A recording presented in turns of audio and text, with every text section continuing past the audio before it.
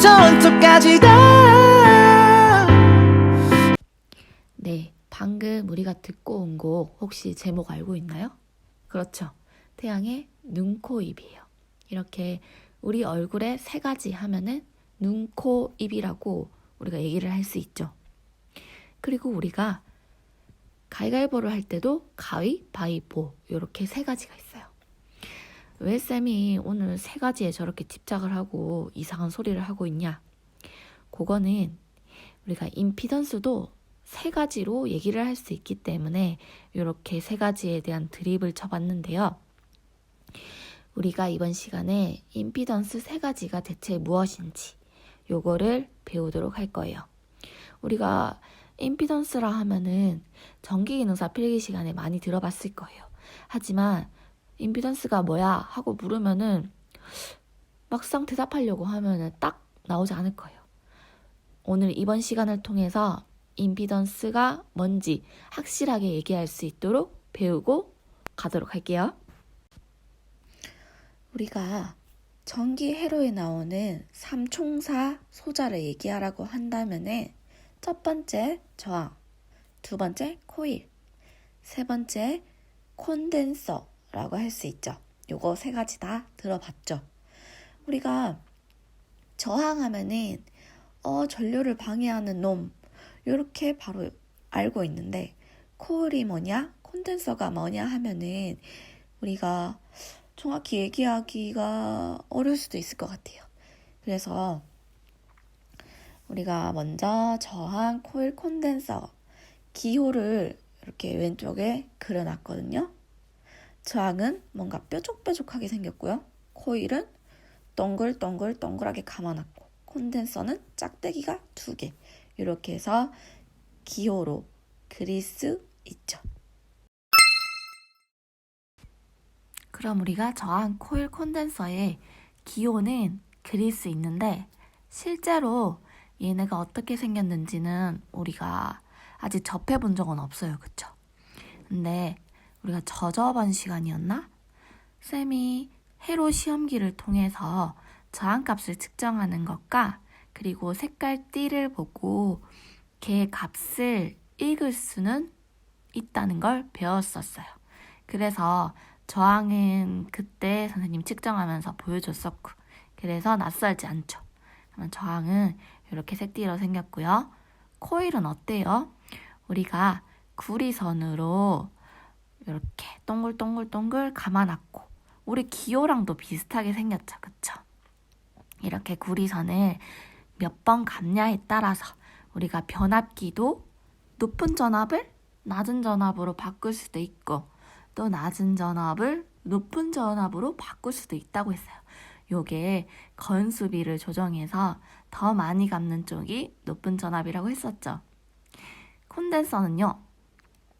이렇게 짝대기 2개로 짝대기 2개 기호로 생겼듯이 이렇게 다리가 2짝씩 있는데요. 콘덴서도 종류가 많아요.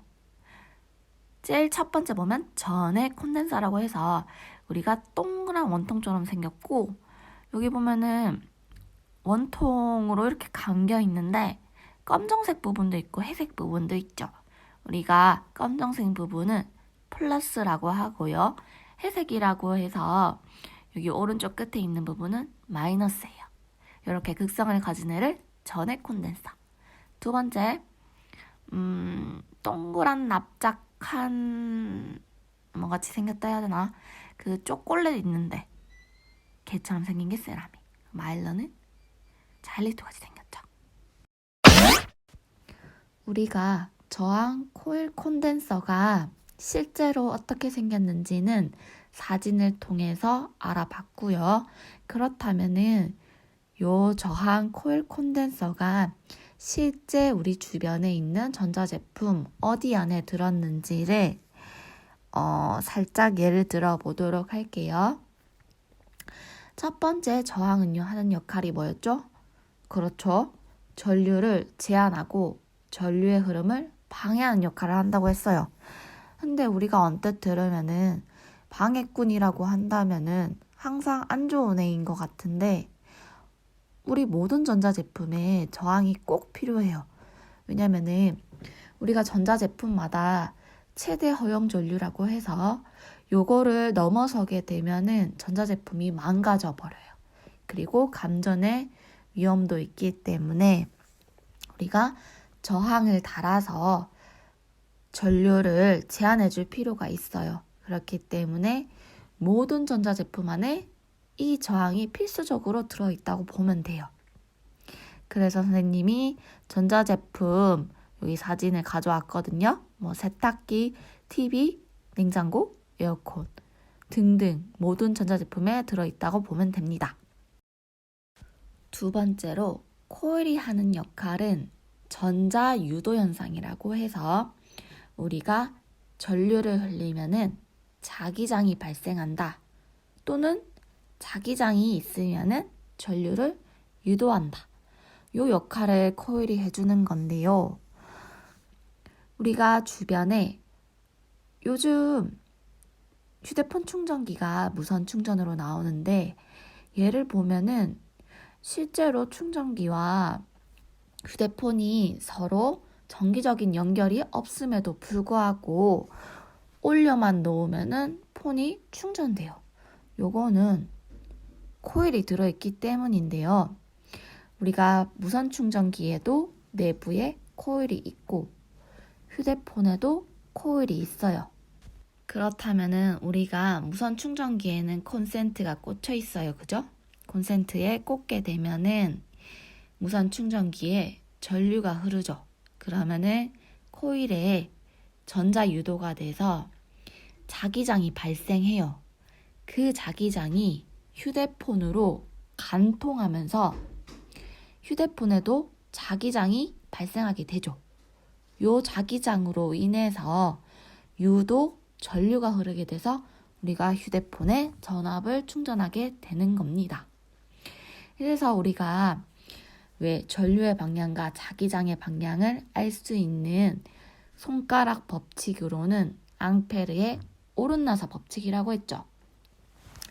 엄지 방향으로 우리가 전류의 방향을 설정해 주면은 나머지 네 손가락이 감아지는 방향으로 자기장이 발생하게 됩니다. 어때요? 이해가 여기까지 갔나요? 세 번째, 콘덴서가 하는 역할은요. 전기를 저장해 놓는 역할을 해요. 그래서 오른쪽 그림에 보시면은 전기자동차가 나와 있죠. 우리가 전기자동차 내부에는 콘덴서가 들어있기 때문에 우리가 이 콘덴서 안에 전기를 저장해 놓고 실제 운행 시에는 콘덴서에 저장된 전기를 사용해서 자동차를 굴리는 겁니다. 그럼 우리가 이제까지 본 저항, 코일, 콘덴서 이 세 가지를 가리켜서 우리가 임피던스라고 하는데요. 그렇다면은 공통으로 임피던스라고 불리는 이유는 얘네 셋이가 하는 역할이 같기 때문에 우리가 통틀어서 임피던스라고 하는데, 그렇다면 어떤 일이 같은지 직류와 교류를 나눠서 하는 역할을 볼 거예요. 그렇다면 먼저 직류에서 이 셋이가 하는 역할을 볼게요. 저항은요? 전류를 방해하는 방해꾼이라고 했어요. 그쵸? 코일은 전자 유도 역할을 한다고 해서 전류를 흘리면은 자기장을 유도한다 했었어요. 세 번째, 콘덴서는요. 전기를 내부에 저장하는 역할을 한다고 했어요. 그렇다면은 직류에서 하는 역할은 저항은 방해한다. 코일은 유도한다. 콘덴서는 저장한다. 해서 직류에서 봤을 때는 서로 하는 역할이 다르네요. 그쵸? 지금부터는 교류가 흐를 때의 저항, 코일, 콘덴서의 역할을 보겠습니다. 저항은요, 교류에서도 똑같이 전류의 흐름을 방해합니다.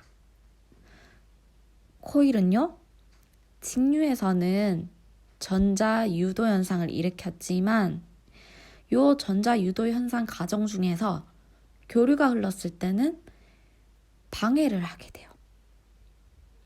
마지막으로 콘덴서도 직류에서는 전기를 단순히 저장만 하지만 교류가 흘렀을 때는 방해하는 역할을 해요.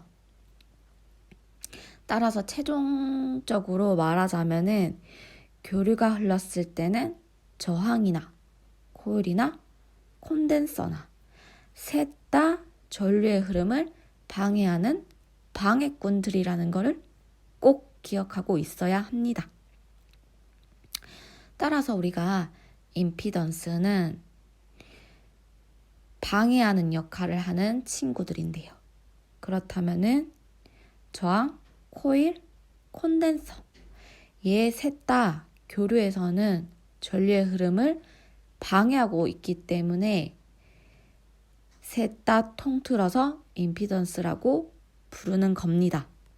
그럼 지금부터는 우리가 직류회로와 교류회로를 나눠서 그려봄으로써 임피던스가 정확히 무엇을 가리키는지를 알아보도록 할게요.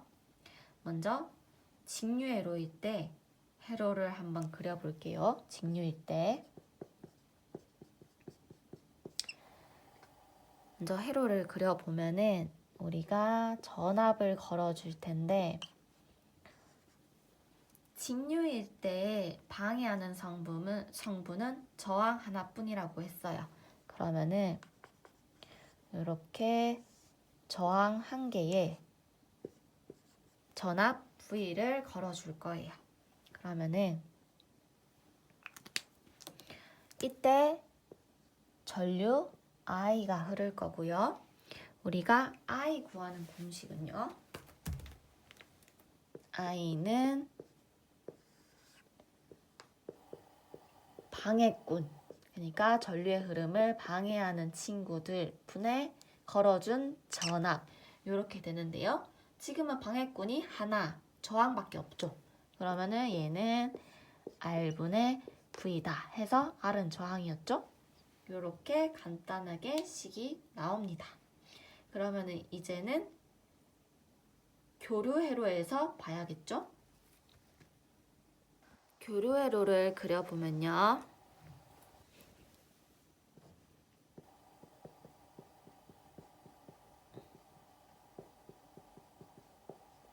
마찬가지로 방해하는 성분들을 그려주고 거기에 전압을 걸어주면 되거든요. 우리가 교류는 이렇게 짝대기 두 개로 안 그리고요. 동그라미의 물결 이렇게 해서 교류 전압을 V라고 하고요. 저항도 있을 거고 동글동글 코일도 있을 거고 C 콘덴서도 있어요. 이렇게 해서 저항 R, 코일 L, 콘덴서 C 하고 전압을 걸어주면은 교류 전류가 흐르겠죠. 그럼 교류 전류도 마찬가지로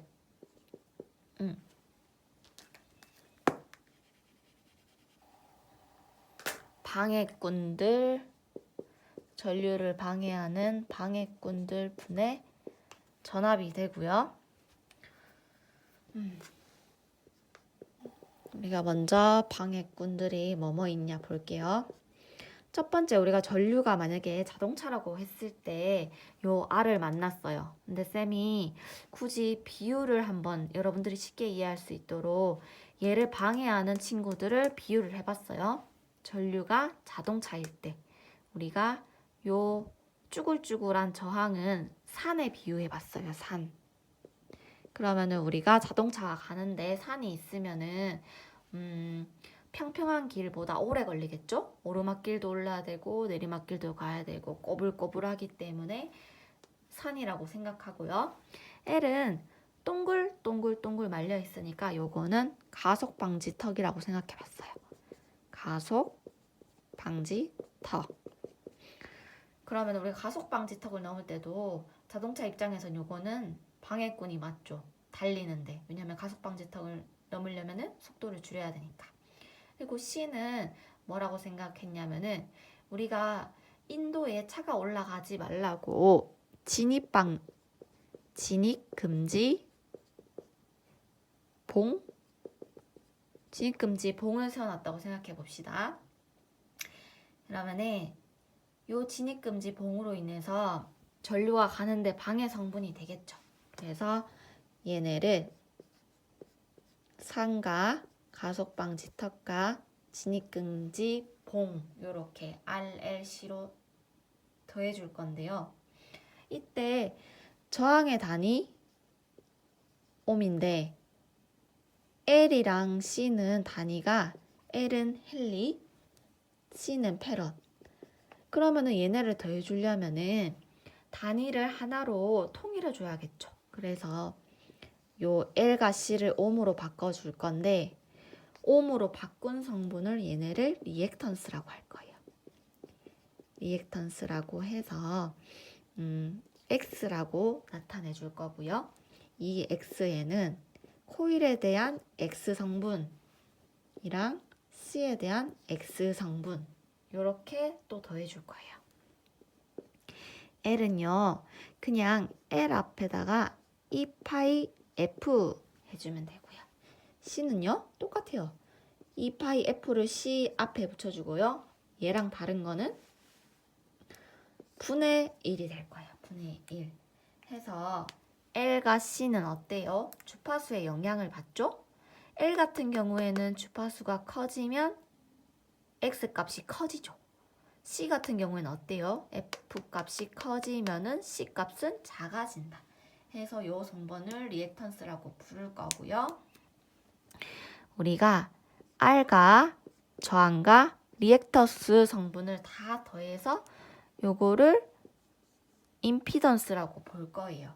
근데 얘네 둘이를 더할 때는 대수적인 합이 아니라 요렇게 90도 차이가 나요.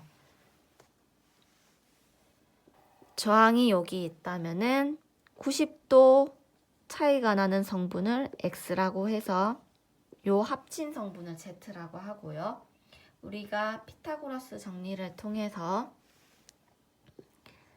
Z제곱은 R제곱 더하기 X제곱이다 돼요. 그죠? 그러면은 Z는 루트 R제곱 플러스 X제곱 요렇게 완성이 됩니다. 그러면은 이때 I는 방해꾼분에 전압했을 때 방해꾼은 임피던스가 되고요.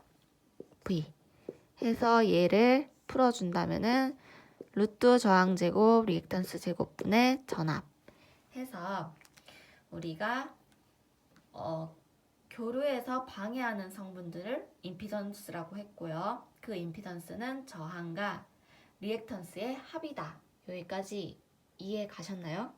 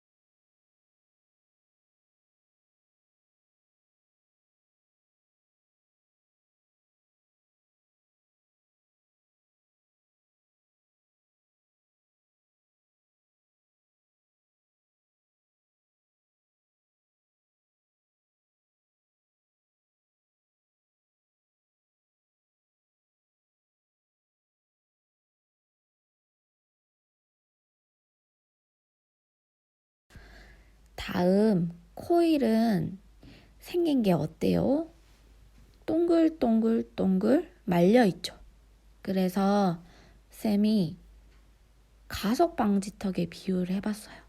우리가 차가 가다가 가속방지턱이 있으면은 방해를 하게 되죠. 아무래도 속도를 줄여서 엄청 천천히 건너야 되기 때문에 자동차의 흐름을 방해하는 가속방지턱으로 비유해봤습니다. 마지막 콘덴서는요. 기호를 보시면은 막대기 두 개가 서 있는 모습으로 생겼어요. 그렇다면 우리가 인도에 자동차가 가지 말라고 막아놓은 진입금지 봉 보셨을 거예요. 그죠? 요게 쌤이 볼 때는 콘덴서랑 닮은 것 같아요. 따라서 자동차가 진입하지 못하도록 방해하는 진입금지 봉이 콘덴서랑 닮았다 해서 이렇게 비유해 보았습니다.